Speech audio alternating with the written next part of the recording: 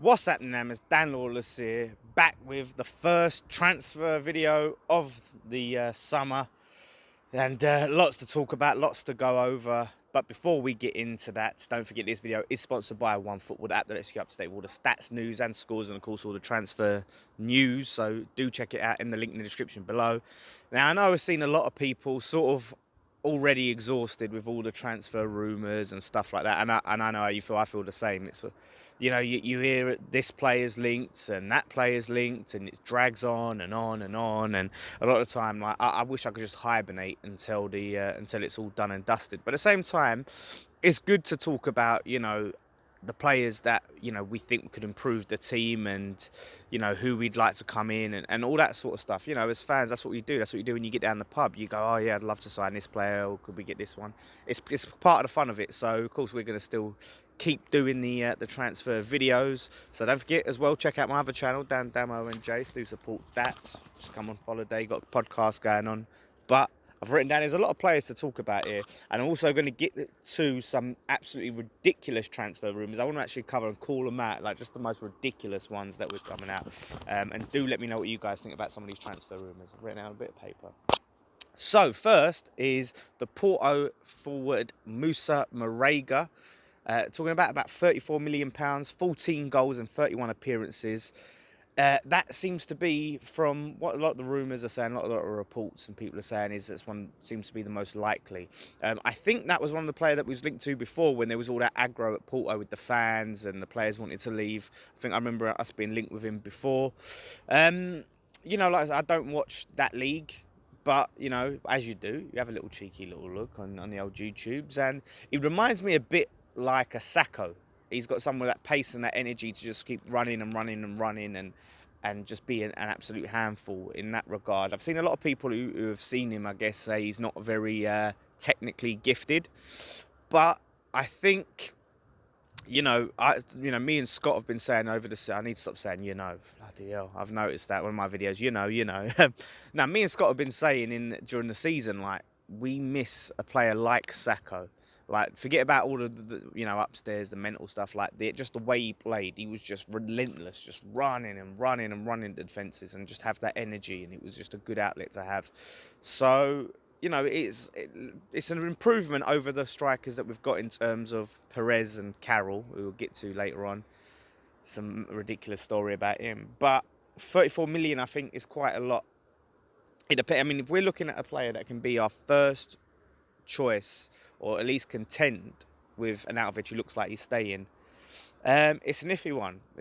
But it's looking like he's our target. He's a consolation if we don't get our first target, who is Maxi Gomez from Celta Vigo, who is 40. I think it's about £43 million release clause if Celta Vigo stay up in La Liga. If they get relegated, I think it's looking about half that, but they've got one game to go and they're 3 points clear, so it is going to be super tight. So we'd need them to lose that, and then I can't remember the team that's below them to win, and goal difference obviously come into it. So it's looking like they're going to stay up. So £43 million. There's also talks about Liverpool and Tottenham being in for him. So it's going to be hard. I mean, it's a player obviously we've been trying to get since January. He's 23 years old. He's got a lot of promise about him, but yeah, I think that one now, it's looking like a little bit further out of reach. Hopefully some of the actual groundwork we laid in January will pay off, and it will just be a case of doing the final bits and paying the fee, but we'll see. But at the moment it could be Musa Marega, if reports are to be believed, as an alternative. But 34 million still, these prices these days, transfer fees are just getting out of hand.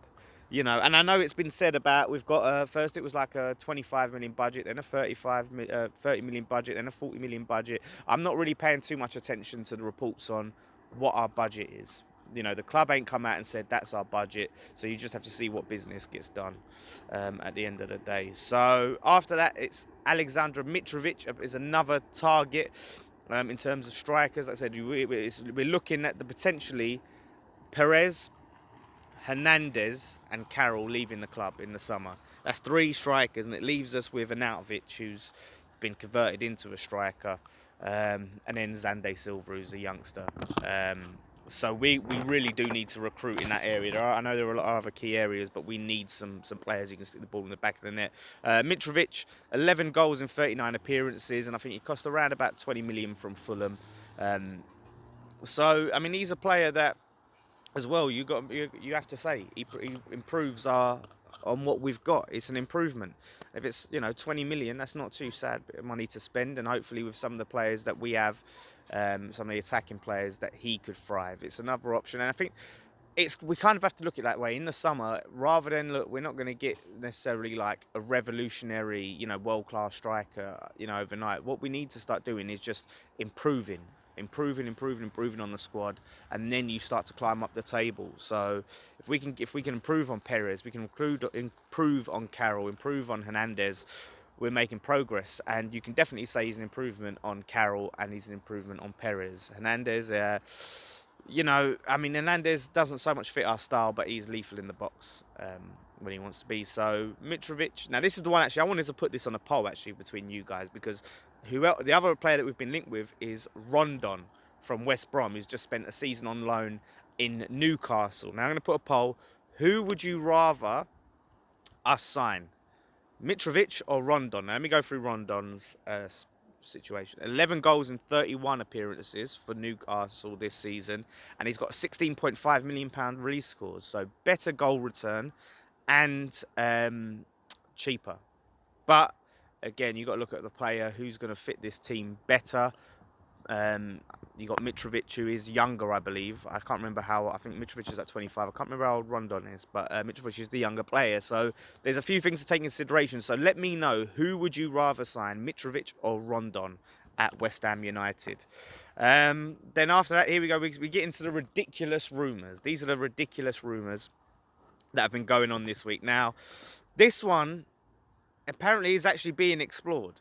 Andy Carroll to stay on a pay-as-you-play deal. Now, a lot of fans have been saying that for years, like, if he'll stay on a pay-as-you-play deal, then, he can stay. I mean, I don't know. I don't know if anyone's ever done a pay-as-you-play deal. I don't know if I haven't seen any examples. I haven't heard about any examples. It seems to be just sort of like a fantasy that we'd all like to happen. But there's talk that he's willing to take the pay-as-you-play because he is desperate to stay at the club. And I'm in two minds. I'm in two minds about, if I would want him to stay on on a pay-as-you-play deal, because, this season when he has played, he's been shocking. He's been absolutely shocking this season. I think he scored like 1 goal, and that was after missing some absolute sitters, and he has missed a lot of sitters this season. He hasn't really put everything into his game. You can see it's like he's tried to, reserve himself from getting injured, and also I just really don't think he fits Pellegrini's style at all. So is it worth it? Is it worth keeping him around on a pay-as-you-play? Because if he's on a pay-as-you-play, he's going to be sitting there and he's going to be trying to be pressuring the manager to play. If he's not playing, like, imagine if he goes, like 6 weeks or something without playing.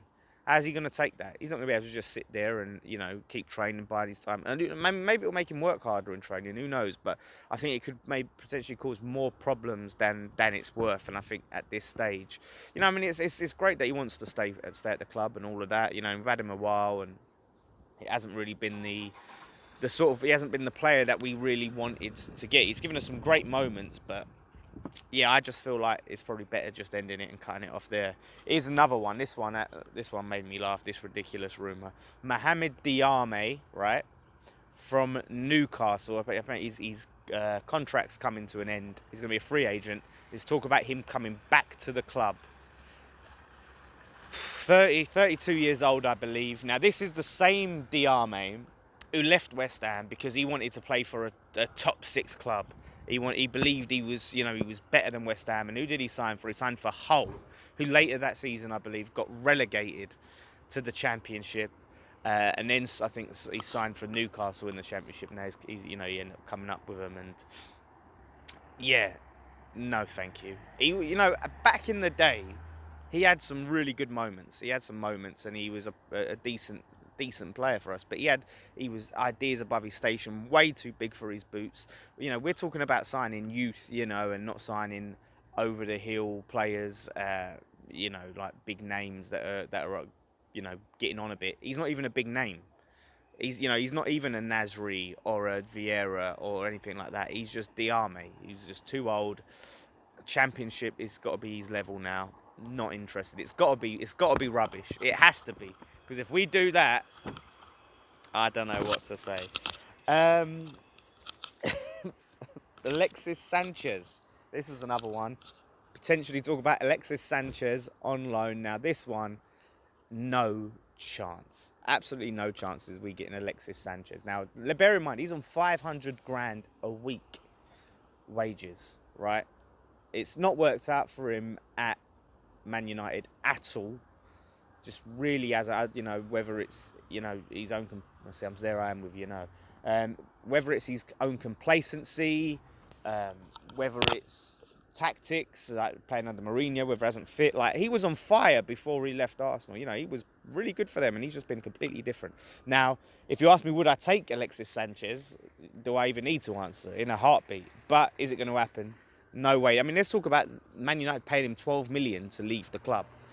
If a loan deal could be arranged for next season, if we could do a loan deal and pay, like, you know, a little bit of his wages, I would definitely take that all day long. It'd be mad. Whether he'd come or whatever, I think this coming to West Ham would be good for him. A fresh start, you know, a chance to be the main man again, like he was at Arsenal.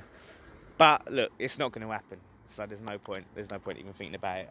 Lastly, actually, I forgot to mention this one before I got to the ridiculous rumours. Jack Grealish from Aston Villa.